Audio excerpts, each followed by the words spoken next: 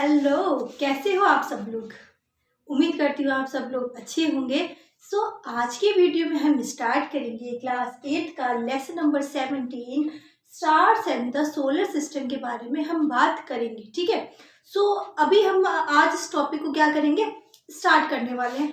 आप पहले एक बात बताइए, आप कभी किसी गांव में गए हैं? ठीक है। और जो शहरों में रहते हैं उनको तो पता ही होगा। आप पूछोगे क्या, ये पता है कि जो आपके रात के समय में जो आसमान होता है, जो स्काई होता है, उसमें तारे सिटी में कितने ज़्यादा मतलब चमचमाते हैं, ब्राइट करते हैं, और शहरों में कितने ब्राइट करते हैं, आप बताओ। ऑब्वियसली जो सिटी वाले होंगे वो ये बोलेंगे कि सिटी में क्या होता है, इतना ज़्यादा आसमान मतलब तारे उसमें नहीं होते आसमान में। ठीक है। वहीं पे जो गांव में जो रह रहे हैं या गांव में जो कभी वन नाइट स्टैंड करके आ रहे हैं, मतलब कहीं पे भी वहां पे रह के आ रहे हैं, तो उनको पता है कि रात के समय में गांव में बहुत ज़्यादा आसमान में क्या होते हैं, स्टार्स होते हैं। वहीं पे शहरों में जो आसमान में जो स्टार्स होते हैं वो इतने ज़्यादा नहीं होते। ऐसा क्यों होता है, इतना डिफरेंस क्यों है कि भाई है तो एक ही मतलब पृथ्वी तो पूरी एक ही है, बट इतना डिफरेंस कैसे कि गांव में जाने पे आसमान में इतने सारे हमें स्टार्स मिल रहे हैं और इतना ज्यादा आसमान एकदम चमकीला चमकीला सा दिख रहा है। ठीक है। वहीं पर हम है ना शहरों में देखते हैं कि भाई वहां पे हमें स्टार्स नहीं दिख रहे, कुछ इक्का दुक्का गिना चुना दिख जाता है, अदरवाइज इतने ज्यादा स्टार्स हमें वहां पे नहीं दिखते। ऐसा क्यों होता है, हमें क्यों नहीं दिखता शहरों में वही, बल्कि गांव में इतना ज्यादा स्टार्स ऐसे चमकते हुए क्यों दिखते हैं? देखो बच्चों, होता क्या है कि शहरों में क्या होती है, बहुत ज्यादा, पहली बात तो बहुत पोल्यूशन होता है। उसके अलावा क्या होता है, बहुत डस्ट होती है वहां पे। ठीक है ना, डस्ट होती है, पोल्यूशन होता है। ठीक है। और भी बहुत प्रकार के क्या आ जाते हैं यहाँ पे, एलिमेंट्स आ जाते हैं। ठीक है। जिसके कारण क्या होता है कि है ना, मतलब आसमान क्या होता है, क्लियर नहीं हो पाते, क्योंकि वहां पे बहुत ज्यादा धूल मिट्टी, ठीक है, जमी हुई होती है। ठीक है। आसमान में ऊपर की तरफ, जिससे क्या होता है कि वो आसमान क्या होता है, इतना स्काई क्या होता है, क्लियर नहीं होता, क्लियर नहीं होता। तो हमें जो स्टार से जो रोशनी आ रही है ना, वो हमारी आंखों में पड़ ही नहीं पाती, क्योंकि क्या है क्या ना, वो जो धूल मिट्टी के कारण वो परत बन गई है ना, वो परत क्या है, उस परत से हमें आगे जो लाइट आ रही है वो विजिबल ही नहीं हो रही। बात समझ के। वहीं पर गांव में क्या होती है कि गांव में ना कोई इतना ज्यादा पोल्यूशन होता है। ठीक है। और मतलब इतना ज्यादा डस्ट मिट्टी भी नहीं होता। ठीक है। तो फिर क्या होता है कि वहां पर ऐसा कुछ नहीं होता कि वहां पे एक पूरा अलग से एक लेयर सा बन जाए पोल्यूशन का। शहरों में आप देखते हैं शाम के समय आप देखोगे ना, तो एक क्या होगा कि आपको सर्दियों में ये खासकर देखने को मिल जाएगा कि पोल्यूशन का एक पूरा ही क्या मिलेगा आपको, कोहरा सा देखने को मिलेगा आपको पोल्यूशन का। शाम के समय में आप जब देखोगे, ठीक है ना, जब वहां पे लाइट्स वगैरह जल रही हो, और मतलब रोड लाइट जल रही हो, जो गाड़ी होती है, गाड़ियों की लाइट जल रही हो, तो आप देखोगे वहां पर कि बहुत ज्यादा आपको पोल्यूशन देखने को मिलेगा, कोहरा देखने को मिलेगा पोल्यूशन का। ठीक, बल्कि गांव में ऐसा कुछ नहीं होता। ठीक है ना, गांव में क्या होता है, बहुत ही स्वच्छ वातावरण होता है, जिसके कारण क्या होता है, जो स्टार से आने वाली जो लाइट है वो सीधे हमारी आंखों में आती है, और वहां पे हमें बहुत सारे स्टार्स हमें वहां पे क्लियरली दिखाई देते हैं। ठीक है। इसके अलावा क्या होता है, शहरों में ना बड़ी बड़ी बिल्डिंगें हैं, तो जिसके कारण क्या लाइट्स भी बहुत ज्यादा है। ठीक है। इतनी ज्यादा ब्राइट लाइट में वो लाइट हमारी आंखों तक आए और ठीक है हमारी आंखों में गिरे, इतना ज्यादा वो क्या करते हैं, वो पॉसिबिलिटी नहीं होती। ठीक है। वहीं पर क्या है, गांव में इतनी ज्यादा लाइट्स वगैरह भी नहीं होती। ठीक है। जिसके कारण हमें वो छोटी सी भी लाइट जो आ रही होती है वो हमें इतनी क्लियरली और इतनी साफ दिखाई देती है। बात समझ आ गई। यह डिफरेंस होता है कि गाँव में जो आसमान है वो इतना क्लियर दिखाई देता है, जबकि जो शहरों में जो आसमान है वो इतना ज्यादा क्लियर नहीं दिखाई देता, उसमें स्टार्स नहीं दिखाई देते। ठीक है। वाकई में जो गांव का जो रात के समय का जो आप स्काई के नीचे अगर बैठ के आप आसमान को देखोगे ना, तो बहुत सुंदर दृश्य होगा, आपको देखना चाहिए जरूर लाइफ में। ठीक है। तो अब हम बात करते हैं कि इसके अलावा और क्या क्या, स्टार्स के अलावा इस स्काई में क्या होता है। देखो, स्टार्स के अलावा क्या होता है, पहले स्टार्स होते हैं, मून होता है। ठीक है। और मून के अलावा क्या होते हैं, ये चलो आप बताओ, आप कैसे बताओगे। देखो, आपने स्टार्स देखा है, स्टार्स आपने देखा है, बचपन में एक पोएम सुनी होगी, ट्विंकल ट्विंकल लिटिल स्टार, सुनी होगी ना। हाँ, तो बस वही है। उसमें क्या बोला, ट्विंकल ट्विंकल लिटिल स्टार, मतलब जो छोटे छोटे स्टार है वो क्या करते हैं, ट्विंकल ट्विंकल करते हैं। सेम मतलब सेम ही चीज हमारे होती है कि जो आसमान में स्काई में जो स्टार्स होते हैं वो क्या करते हैं, ट्विंकल ट्विंकल करते हैं। ठीक है ना, मतलब जो क्या करते हैं, जो चमचमाते हैं, लाइक जो क्या करते हैं, ट्विंकल ट्विंकल करते हैं ना, जो स्टार्स, जो जिनकी जो लाइट है ना ऐसे बार बार होती है, लाइक ट्विंकल ट्विंकल, मतलब ऐसे कम ज्यादा कम ज्यादा कम ज्यादा। ठीक है ना, ऐसे ट्विंकल ट्विंकल होती है, वो तो क्या होते हैं, स्टार्स होते हैं। वहीं पे कुछ ऐसे हमें ऑब्जेक्ट मिलेंगे जिसके लाइट तो बिल्कुल स्टार्स के जैसी है, बट वो क्या करे, ट्विंकल ट्विंकल नहीं करे, उनके सिमिलरली सेम ही कंसिस्टेंस के साथ लाइट आ रही है हमारी आंखों पे। ठीक है ना, तो फिर जो ट्विंकल ट्विंकल कर रहे होते हैं वो तो क्या होते हैं, स्टार्स होते हैं, ठीक है। वहीं पे जो ट्विंकल ट्विंकल नहीं कर रहे होते, ठीक है, जिनके सिमिलर मतलब कंसिस्टेंसी के साथ हमारे पास लाइट आ रही है, वो क्या होते हैं, प्लैनेट्स होते हैं। वो क्या होते हैं, प्लैनेट्स होते हैं। क्योंकि हमें भी पता है हमारा सोलर सिस्टम है, इसमें हमारे सूर्य है, सूर्य के चारों तरफ सूर्य के चारों ओर कौन चक्कर लगाते हैं, जो 8 प्लैनेट्स है वो चक्कर लगाते हैं, ठीक है ना। तो क्या होते हैं, वो प्लैनेट्स होते हैं जो हमें दिखाई देते हैं, क्या होते हैं, जो टिमटिमाते नहीं है। बात समझ गए, ठीक है ना, ट्विंकल ट्विंकल नहीं करते, वो क्या होते हैं, प्लैनेट्स होते हैं। तो इसके अलावा भी और बहुत सारे ऑब्जेक्ट्स होते हैं, जैसे उल्कापिंड हो गया, बहुत सारी चीजें होती है, ठीक है ना। तो फिर क्या बोलते हैं कि भाई देखो आसमान में क्या होता है, देखो एक तो स्टार हो गया, मून हो गया, ठीक है, इसके अलावा हमने प्लैनेट्स देख लिए। अब हम पहचान, अब आप इसमें कोई कंफ्यूज हो गए क्या, प्लैनेट्स की पहचान करनी कैसे करोगे और जो स्टार्स है उनकी पहचान कैसे करोगे, ठीक है। तो आप अगर आपसे कोई पूछे कि बच्चों बताओ आसमान में जो ये दो जो चमकते हुए जो तारे हमें तो आपको दिखाई दे रहे हैं, उसमें से बताओ प्लैनेट कौन सा और स्टार कौन सा है। तो आप बता सकते हो कि जो ट्विंकल ट्विंकल नहीं कर रहा होगा वो तो प्लैनेट है, और जो ट्विंकल ट्विंकल कर रहा होगा वो तो क्या, स्टार है। बात समझ आ गई, ठीक है। तो हमने देखा मून है, स्टार्स है और प्लैनेट्स, और इसके अलावा भी बहुत सारे ऑब्जेक्ट्स होते हैं, ठीक है ना। सो इन सब को क्या बोलते हैं मिला के, मून, प्लैनेट, स्टार्स और बहुत सारे जो ऑब्जेक्ट होते हैं या ठीक है ना, उन सबको मिला के क्या बोलते हैं, उन सबको मिला के बोलते हैं क्लेस्टियल ऑब्जेक्ट। क्या बोलते हैं, क्लेस्टियल ऑब्जेक्ट बोलते हैं, ठीक है ना। तो बोलते हैं the stars, the planets, the moon and many other in the sky are called celestial objects, ठीक है ना। तो इनको क्या बोलते हैं, क्लेस्टियल ऑब्जेक्ट्स बोलते हैं, ठीक है। और हिंदी में इसको बोलते हैं खगोलीय पिंड बोलते हैं, ठीक है। अब इसमें देखते हैं कि जो ये क्लेस्टियल जो ऑब्जेक्ट्स है, लाइक मून की स्टडी, सूर्य हो गया, चंद्रमा हो गया, ठीक है, इन सब की जो स्टडी होती है ना उसको क्या बोलते हैं, ठीक है ना। स्टडी को क्या बोलते हैं, study of celestial objects and associated phenomena, उसके साथ जो जुड़े हुए फिनोमेना है, ठीक है ना, उसकी स्टडी इज कॉल्ड एस्ट्रोनॉमी, ठीक है ना। जो स्टडी होती है क्लेस्टियल ऑब्जेक्ट्स की और उनके साथ जुड़े हुए जो फिनोमेना है ना, उसकी स्टडी को क्या बोलते हैं, एस्ट्रोनॉमी बोलते हैं। क्या बोलते हैं, एस्ट्रोनॉमी। हिंदी में बोले तो ज्योतिष विज्ञान या खगोलीय विज्ञान, ठीक है। ज्योतिष विज्ञान का तो आपने नाम सुना ही होगा, ठीक है। तो इसको क्या बोलते हैं, इंग्लिश में एस्ट्रोनॉमी बोलते हैं। बात समझ आ गई, ठीक है ना। अब इसमें बोला है and associated phenomena. Associated phenomena क्या है, जैसे जो सूर्य है उसे प्रकाश आ रहा है, ठीक है ना, उससे जो जुड़ी हुई और भी जो ऑब्जेक्ट्स है, ठीक है, उसकी जो स्टडी होगी ना वो सब क्या होगी, एस्ट्रोनॉमी होगी। बात समझ आ गई। अब हम बात करते हैं कि जो पैसेज होता है of the sun, stars, moon and planets in the sky help them to advise calendars and almanac, ठीक है ना। अब ये बोल ये रहा है कि जो ये सन हो गया, स्टार्स हो गया, मून हो गए या फिर जो प्लैनेट्स हो गए, तो जो आसमान में ये सब जो चीजें होती उनकी जो है ना जो सिचुएशन होती है, जो उनके प्लेस होता है वो क्या करता है, बदलता रहता है। सन का नहीं बदलता, पर जो अर्थ हो गया, ठीक है, जो मून हो गया, ठीक है, स्टार्स हो गया, इन सब की क्या होते हैं, प्लेसेस बदलते रहते हैं, ठीक है ना।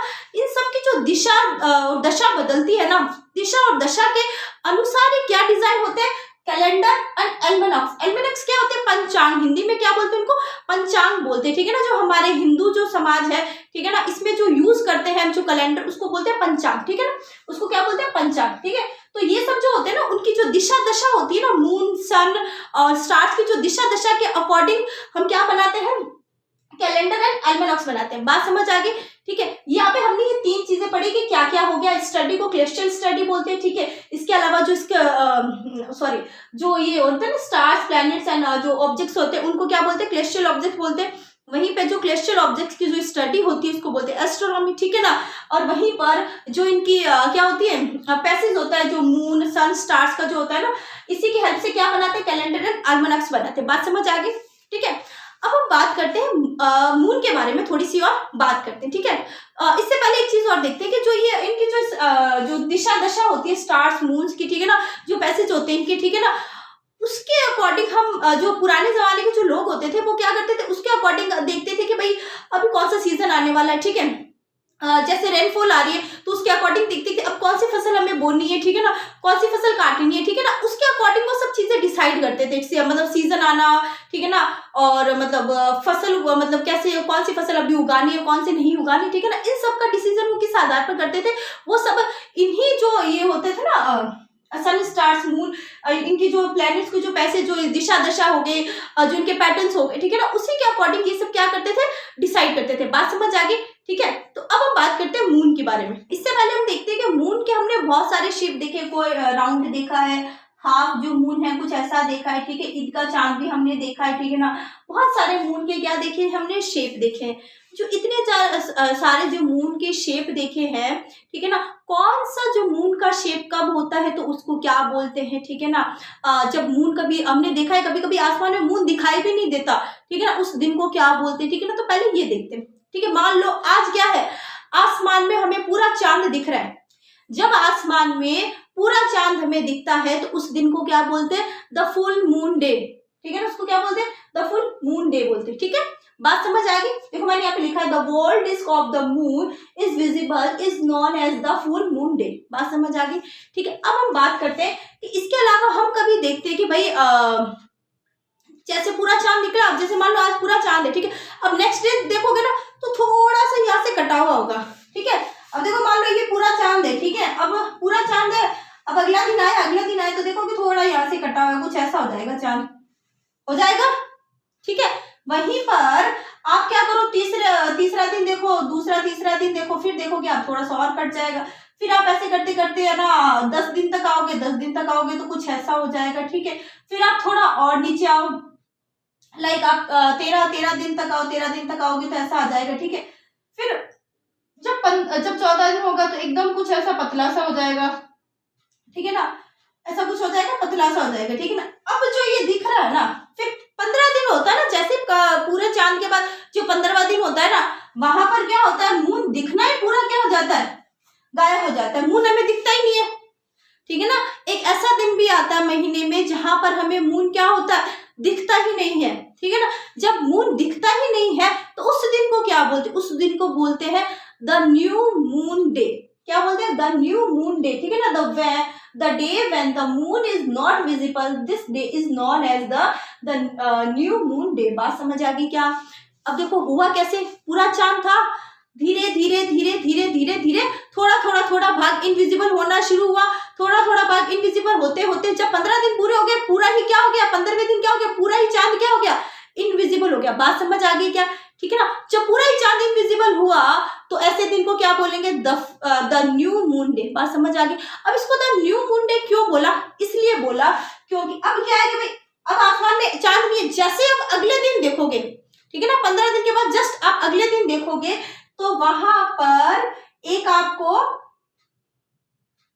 छोटा सा यूं कुछ ऐसा आकार में क्या दिखेगा, चांद बनता हुआ दिखेगा, नया चांद दिखेगा आपको, ठीक है ना। इसीलिए जो प्रीवियस डे था, ठीक है ना, उसको हमने क्या बोला, द न्यू मून डे। बात समझ आ गई, क्योंकि अगले दिन क्या निकलने वाला है, नया चांद निकलने वाला है, इसको क्या बोला हमने, द न्यू मून डे, ठीक है ना। जब क्या है, only a small portion of the moon appears in the sky, this known as the crescent moon.